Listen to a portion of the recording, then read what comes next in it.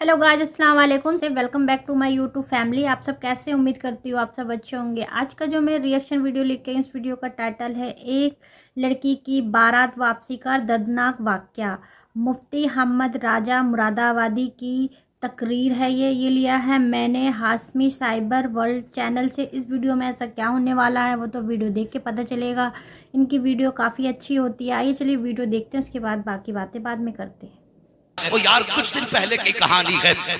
एक ठेला लगाने वाला उसने बेटी का रिश्ता किया। जब रिश्ता किया, लड़के वालों ने कहा हम कुछ नहीं मांगेंगे, सिर्फ बेटी दे देना। जब निकाह के 4 दिन बाकी रह गए, लड़के वालों ने दबाव डाला कि हमें 10 लाख कैश दो वरना हम ये रिश्ता तोड़ते हैं। अल्लाह अकबर साहिब। ओ यार, तलाक देना तो बहुत बड़ा ऐब होता है। अगर रिश्ते हो के छूट जाया करते हैं तब बेटियों के रिश्ते मुश्किल से हुआ करते हैं, और रिश्ते होने के बाद तो छोड़ो, लोग देख के चले जाते हैं और इनकार करते हैं, तब भी बेटी को ऐबदार मानता है मुआशरा कि क्या हुआ, क्यों रिश्ता नहीं हुआ। लेकिन सोचो, जब किसी भी बेटी के लिए शादी से 4 दिन पहले ये बात कही जाती है कि निकाह तोड़ दिया, ये रिश्ता तोड़ दिया जाएगा, फिर बाप के जिगर पे क्या गुजरती होगी। आओ तुम्हें बताऊं क्या गुजरी उस बाप के जिगर पे। 4 दिन निकाह को रह गए, समझाने के लोगों ने खबर भेज दी 10 लाख रुपया दो वरना हम ये रिश्ता तोड़ते हैं। अगर 10 लाख रुपए नहीं दिए गए तो हम बारात लेकर के नहीं आएंगे। गरीब बाप था, कहां से इंतजाम करता। बड़ी मन्नत तो समाजत के लिए बेटी के ससुराल गया। गरीब ने जाके हाथ जोड़े, कहा मेरी इज्जत बचा लो, मेरी लाज रख लो। अगर रिश्ता तोड़ोगे तो समाज में किसको मुंह दिखाऊंगा। मुश्किल से बेटी का रिश्ता हुआ है, गरीब बाप हूं, खुदारा ऐसा ना करो। लेकिन बड़े जालिम होते हैं जिनको अल्लाह बेटे दे देता है, तो कुछ तो ऐसे होते हैं अपने आप को नमरूद समझ बैठते हैं, कुछ अपने आप को शत्ताज समझ बैठते हैं। याद रख, जितना चाहे अकड़ ले और जितना चाहे उम्मत की बेटियों को रुला दे, एक दिन ऐसा आएगा जब मौत धक्का देगी और तुझे कब्र में गिराया जाएगा। अल्लाह इतना रुलाएगा कि कोई आंसू पोंछने वाला नहीं होगा, कोई तसल्ली देने वाला नहीं होगा। अगर कब्र के आंसू से बचना चाहता है तो सुन, यहाँ किसी के दिल को ना दुखा, अल्लाह तुझे कब्र के अजाब से हिफाजत अता फरमा दे। नारे तकबीर, नारे रिसालत, उलमाए अहले सुन्नत, मसलके आला हजरत अल्लामा मुफ्ती हम्माद साहब किबला, हजरत अल्लामा मुफ्ती हम्माद साहब किबला, सरजमीन अदलपुर। नारे तकबीर, नारे रिसाल, बहुत अच्छे, जिंदाबाद। मेहरबानी करो, किसी की बेटी को खून के आंसू न रुलाओ। सोचो, खुद अपने गिरबान में झांको। मैं गाली बकने नहीं आया, तकलीफ देने नहीं आया, बस समझाने आया हूं। अगर किसी भी बंदे के दिल में ये मर्ज हो तो निकाल के फेंक दे। और ये 4 दिन की चांदनी है। अगर तुझे जहेज मिल गया, चौराहों पे तेरी बातें भी हो गई, तो तुझे क्या मिला। जिस दिन आंख बंद हो गई सब रखा रह जाएगा।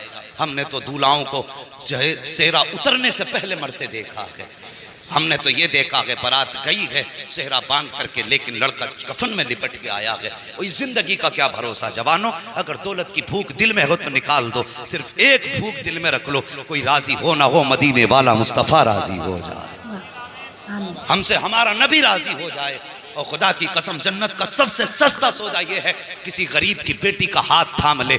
अगर यहाँ गरीब राजी हो जाएगा, मरने के बाद खुदा तुझसे राजी हो जाएगा। बस ये ख्वाब देख, कोई राजी हो ना हो, मदीने वाला मुस्तफ़ा राजी हो। अल्लाह अकबर। कौन सा दुख नहीं होता है बाप के दिल पे। अल्लाह अकबर। उसने बहुत हाथ जोड़े, और हाथ जोड़ने के बाद लोगों ने इनकार कर दिया कि नहीं, या तो 10 लाख कैश दे वरना बारात आएगी नहीं। घर वापस आया, बेटी से कहने की हिम्मत तक ना थी, इसलिए कि गरीब था। किस मुंह से बेटी से कहता कि तेरा बाप उनकी मंशा पूरी नहीं कर सकता। जब ना कह सका, उसने खत लिखा, और लिखने के बाद वो खत अपने ठेले पे रखा जिसपे वो सब्जी या सामान बेचता था। उसके बाद मौत को गले लगाया और हमेशा के लिए मीठी नींद सो गया। वो यार सोच तो सही, जब उठ के बेटी ने खत पढ़ा, सोच क्या गुजरी होगी बेटी पे। उसने खत में लिखा था कि बेटी, मैं सारी जिंदगी तेरी खुशी के लिए जीता रहा, और मैंने तेरा रिश्ता किया था, बड़ी हसरतें थी तेरी जिंदगी के साथ। मैं चाहता था तेरा डोला मेरे निगाहों के सामने उठे, लेकिन बेटी समाज ने जीने का अधिकार छीन लिया। बेटी, जहां तेरा रिश्ता किया था उन लोगों ने मुझसे ऐसा मुतालबा किया जो तेरा बाप पूरा ना कर सका। किस मुंह से तेरा सामना करता बेटी, इसलिए मैंने मौत को गले लगा लिया। साहिब, कोई कहेगा समाज में बड़ी बड़ी बातें होती हैं, लोग कहते हैं बुरी मौत मर गया, नहीं मरना था, अजाब में मुब्तला होगा। यार ये बात अपनी जगह है कि नहीं मरना था, इस्लाम इसकी इजाजत नहीं देता, लेकिन एक बार ये भी तो सोच, ऐसी मौत मरने पे मजबूर किसने किया? क्यों मरा? जिंदगी सबको प्यारी होती है, आखिर वो क्यों मर गया? इसलिए कि हमारे जालिम समाज ने उसे जीने ना दिया। खुदारा किसी के लिए इतना बड़ा बोझ ना बना कि उसको जिंदगी मुश्किल लगने लगे। और आए दिन की तलाकें। अभी कुछ दिन पहले फोन आया था कि मौलाना कोई तावीज है जो अल्लाह बेटा दे दे। मैंने कहा किस लिए? कहा मेरे ससुराल के अंदर मुझे बहुत गालियां मिल रही हैं, मेरे घर में 3 बेटियां हो गई हैं, तो ससुराल वाले जीना हराम कर रहे हैं, अब नंबर तलाक का है। भाई ये हंसने का वक्त नहीं, ये रोने का वक्त है। ये ऐसा भी दिन हमें देखना था, इस दिन के लिए मेरे हुजूर ने पत्थर खाए थे? मुझे बताइए, क्या ऐसे समाज के लिए हुजूर ने कहा था मेरी बेटी मेरे जिगर का टुकड़ा है? सोचो इस बारे में, हैरत होती है। अल्लाह अकबर, अगर किसी के शिकम से बेटियां हो रही हैं तो दिल थोड़ा न कर। मुकद्दर वाले होते हैं यार जिनके आंगन में बेटियां मुस्कुराया करती हैं, वरना देखो किसी के घर में 8 बेटे होते हैं लेकिन रौनक नहीं होती है, 10 बेटे होते हैं लेकिन रौनक नहीं होती है। और खुदा की कसम बेटा एक भी ना हो, अगर सिर्फ एक बेटी हो तो घर सामने से जन्नत नजर आया करता। ये बेटी की बरकत होती है, बेटी शान वाली है। अगर किसी के घर में सिर्फ बेटियां पैदा हो तो दिल थोड़ा ना करना, मुकद्दर पे नाज करना। अल्लाह ने जन्नत के टिकट दे दिए हैं। मैं अक्सर इस बात को बयान किया करता हूं और आज फिर करने लगा हूं। वो किसी शख्स को अल्लाह ने 6 बेटियां दी थी। कितनी? तो डायरेक्ट हाथ वहीं चलाता है। अल्लाह फरमाता है पाक है वो जात जिसने मर्दों को जीनत दी है दाढ़ी के बालों से और औरत को जीनत दी है सर के बालों से। अगर कोई तेरी दाढ़ी पकड़ ले तो कहता तूने कुफर कर दिया, इसलिए कि तेरी दाढ़ी को अल्लाह ने चेहरे की जीनत बनाया था। और तू जब औरत के बाल पकड़ता तो बता उसे भी तो अल्लाह ने सर के बालों से इज्जत दी। सर के बाल पकड़े और औरत की पिटाई शुरू की। औरत उम्मीद से थी, उसने कहा सुन, अगर इस बार 7वां बेटी पैदा हो गई ना 7वीं, तो तुझे भी कत्ल कर दूंगा, तेरी बेटी को भी कत्ल करूंगा। माँ तो माँ होती है यार, औलाद के लिए तड़प जाया करती है। और तुमने समाज में नहीं देखा, अभी कारी साहब ने बयान किया था माँ बाप की शान क्या है, इनकी कुर्बानी भी सुन। अगर कोई औलाद अपाहिज पैदा हो जाए तो माँ बाप मरते दम तक उसे अपनी कमर पे ढोया करते, मरते दम तक। अगर बेटा 50 साल का भी हो जाए अपाहिज है ना, तो माँ अपने कांपते हाथों से लुकमे बना के खिलाती है। तो मुझे तू बता कि तूने 5 साल अपने हाथ से माँ को रोटी खिलाई? और जब तू गरम गरम खाना खाने बैठता है, क्या कभी तूने बीवी से यह भी पूछा बता मेरी माँ ने खाया कि नहीं खाया? तूने तो पेट भर के खाया, हाथ साफ करके चला गया, तुझे क्या पता बाप को रोटी मिली कि नहीं मिली। अगर तू गैरतदार बेटा है ना, तो मुंह से हलक से लुकमा उतारने से पहले ये पूछ लिया कर, बता मेरे बाप ने रोटी खाई कि नहीं खाई है। और ताकीद कर अपने घर में कि मुझे रोटी का लुकमा बाद में दे, पहली रोटी मेरे बाप के पास भेजी। अगर जन्नत में जाना चाहते हो तो सुन लो, वरना मैं ऐसा झूठा मौलवी नहीं जो तुम्हें एक रात में जन्नत बांट के चला जाऊं। जन्नत मेरे बाप की नहीं, जन्नत रसूल पाक की है। जन्नत उसे मिलेगी जिसे मदीने वाला मुस्तफा चाहे। अमल कब करोगे? कोई भी बंदा खड़े हो कहता 1 ईंट लगा तो जन्नत हो जाएगी तुम्हारी। मुझे बता, बाप की 5 रुपए की गोली नहीं लाके दे सकता, 50,000 का मीनार बनवा रहा है, अल्लाह कयामत के दिन यही कंधे पे रख के कहेगा 5 रुपए की दवा बाप को न ला सका, इस मीनार को लेके चल, मुझे इसकी कोई जरूरत ही नहीं है। सबसे पहले माँ बाप का हक अदा करो, इनकी सबसे ज्यादा बड़ी जिम्मेदारी है। बाप को सिर्फ तुम 10,000 की दवा दिला दो और 100 रुपए फिर बचा के मस्जिद में दे दे, खुदा की कसम अल्लाह उस 100 रुपए के बदले में तुझे जन्नत में महल अता फरमाता है। इसलिए कि तेरे घर में बैठा तेरा बाप तुझसे राजी है। समझ रहे मेरी बात? वो कहने लगा अगर बेटी पैदा हुई तो बेटी को भी कत्ल करूंगा, या तो तुझे घर से निकालूंगा या तेरी बेटी को कत्ल कर दूंगा। नींद तो नहीं लगी अभी आपको? अगर नींद लगी हो तो सारे बोल दो या रसूल अल्लाह। अल्लाह सलामत रखे भाई, बस थोड़ी देर और बर्दाश्त करें। मुझे मालूम है वक्त काफी हो चुका, गांव के अंदर काम वाले लोग होते हैं, मसरूफ लोग होते हैं। लेकिन अल्लाह सलामत रखे। ये आपकी मोहब्बतें जरा बोल दें या रसूल अल्लाह। हाँ माशाअल्लाह भाई फरकान साहब, ये देखो आपका जलसा आशिकों को देख के लग रहा अब शुरू हुआ है। अल्लाह सलामत रखे। चेहरे अच्छे हों तो फिर बातें भी अच्छी हुआ करती हैं। इधर मोहल्ले वाले कम बोल रहे हैं, लगता अपोजिट पार्टी से है। जरा इधर वाले भी कह देना या रसूल अल्लाह। हाँ, कभी भी हुजूर को पुकारा करो ना तो मौलवी को दिखाने के नहीं, अपने नबी को मनाने के लिए पुकारा करो। वल्लाह वो सुन लेंगे, फरियाद को पहुंचेंगे। इतना भी तो हो कोई जो आ करे दिल से। हुजूर को दिल से पुकारा करो और ये वजीफा समझो, ये रस्म नहीं वजीफा। दिल से पुकारो तो कसम खुदा की फिर आवाज देने की देर होती है, उन्हें देखने में देर नहीं होती है। गौर करें, कहने लगा अगर बेटी पैदा हुई तो बेटी को कत्ल करूंगा, या तो तुझे भी कत्ल कर दूंगा या घर से निकाल दूंगा। ओ यार, औरत औरत हुआ करती है। अगर मर्द को कोई धमकी दे दे तो अपने भाई के पास जाता है, अपने दोस्तों के पास जाता है, चचा के पास जाता है, मदद तलब करता है। लेकिन औरत जो तेरे घर में आई है, ओ यार जिस दिन तूने 3 मरतबा कबूल कबूल कहा था, उसने बाप का घर तेरे लिए छोड़ दिया, अपना प्यारा रिश्ता तेरे लिए छोड़ दिया, घर की यादें तेरे लिए छोड़ दी, बचपन की सहेलियां तेरे लिए छोड़ दी, माँ बाप का वो खिलता चमन तेरे लिए छोड़ा, सब कुछ छोड़ के तेरे घर में आ गई और तेरी ऐसे ताबे रखी कि तूने कहा उठ तो उठती रही, तूने कहा बैठ तो बैठती रही, तूने कहा चल तो चलती रही, तेरे खाने का इंतजार करती रहती थी। तू खा लेता था तब वो खाती थी, जब तू सो जाता था तब वो सो जाती थी। और यार उसने तो जिंदगी इसके नाम कर दी है। ये रिश्ते मियाँ बीवी के होते हैं। अगर उसके बावजूद भी जिससे सारी उम्मीदें लगा के आई है, अगर वही जान से मारने की धमकी दे या वही उस पर जुल्म करे, तो बताओ वो किसके दरवाजे जाएगी, किसकी चौखट पे जाके वो मदद मांगेगी। और यार क्या तुमने बीवियों की कहानियां ये नहीं देखी कि जब औरतों को शोहर मारा करते हैं, नाराज हो जाते हैं, तो वो घर छोड़ के नहीं जाया करती हैं, वो तेरा दामन छोड़ के पीछा नहीं छुड़ाया करती हैं, बल्कि अगर तू नाराज है तो तेरे दाएं बाएं चक्कर लगाती रहती हैं, ये सोच करके शायद ये अब आवाज दे दे, शायद ये अब आवाज दे दे, शायद ये अब आवाज दे दे। और वो तेरी रजा के चक्कर में तेरे पीछे घूमती रही, लेकिन तुझे उस पे तरस तक ना आया। अल्लाह पर तेरी इतना प्यार करने वाली, तुझे इतना चाहने वाली, तेरी जिंदगी पे जिंदगी वारने वाली, तेरे नाम पे जान कुर्बान करने वाली, अगर उसी को जान से मारने की शोहर धमकी दे तो बता वो किसके दरवाजे पे जाएगी। जब नजर उठाती है तो सिर्फ 2 दरवाजे नजर आते हैं, या तो रसूलुल्लाह का दरवाजा नजर आता है या फिर अल्लाह का दरवाजा नजर आता है, तीसरा दरवाजा नजर नहीं आता। जैसे शोहर ने कहा था अगर ये 7वीं बेटी पैदा हो गई तो याद रखना बेटी को कत्ल कर दूंगा, तुझे घर से निकाल दूंगा।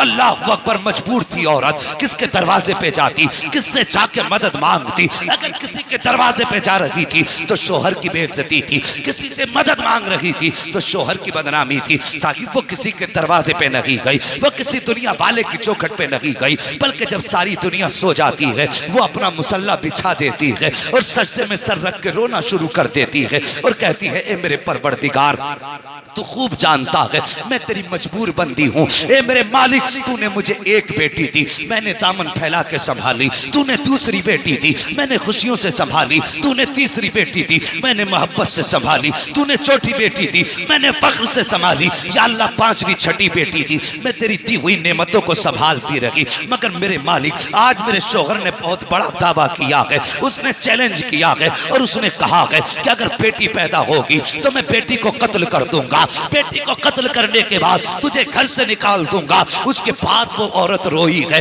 रो के कहती है मेरे मालिक, मैं जाऊं तो किसके दरवाजे पे जाऊं, मैं खटखटाऊं तो किसकी चौखट खटखटाऊं। मेरे मालिक, तेरे महबूब की सुन्नत अदा करती रही, तेरे महबूब के फरमान पे अमल करती रही। आज ये दिन देखना पड़ा है कि बेटी अगर पैदा हो जाएगी, ए अल्लाह, अगर बेटी कत्ल की गई मैं माँ हूं कैसे गवारा करूंगी। अगर मुझे कत्ल कर देगा तो कोई बात नहीं है, अगर बेटी सामने मारी गई मेरे मालिक मैं कैसे बर्दाश्त करूंगी। या अल्लाह, मेरी तमन्ना ये है ए मेरे परवरदिगार, या तो मुझे 7वां बेटा अता फरमा दे, और अगर बेटा मुकद्दर में नहीं है तो फिर मेरे शोहर का इलाज फरमा दे। अल्लाह अकबर, ये रो के पेट उस खातून ने आंसू बहाए हैं। ओ खुदा की कसम, रब बड़ा करीम है, इतना करीम है, और तेरे आंसू निकलने की देर होती है, आंसू मोती समझ के शान करीमी ने चुन लिए, बस आंसू गिरने की देर है, उसकी रहमतों में खलबली मच जाया करती है। अल्लाह पर जब खातून रोई है, इधर ये शोहर भी बिस्तर पे लेटा है, ख्वाब क्या देखता है,